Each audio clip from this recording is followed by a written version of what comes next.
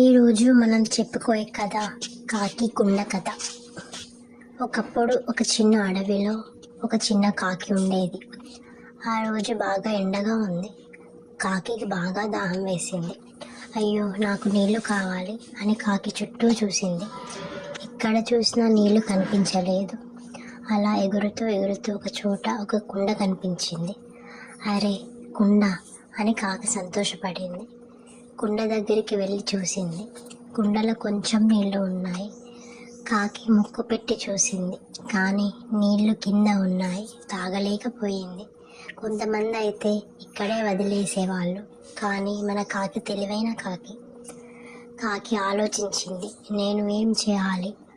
అప్పుడే చుట్టూ ఉన్న చిన్న చిన్న రాళ్ళు కనిపించాయి. అరే, రాళ్ళు కుండలో వేస్తే నీళ్లు పైకి వస్తాయేమో అని కాకి అనుకుంది. ఒక రాయి కుండలో వేసింది, మరో రాయి కుండలో వేసింది, ఇంకో రాయి, అలా చాలా చాలా రాళ్ళు వేసింది. చూస్తుండగానే నీళ్లు పైకి పైకి వచ్చాయి.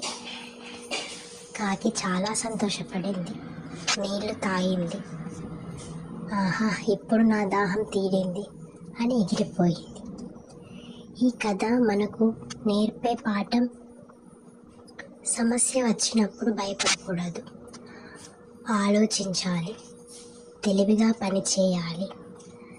కష్టపడితే పరిష్కారం తప్పకుండా దొరుకుతుంది. మనం కూడా కాకిలా తెలివిగా ఉండాలి. చదువులో అయినా జీవితంలో కూడా. బుద్ధి ఉంటే బలం అవసరం లేదు. ఇలాంటి మంచి కథలు వినాలంటే మా ఛానల్ని like and share and subscribe చేయండి. Thank you.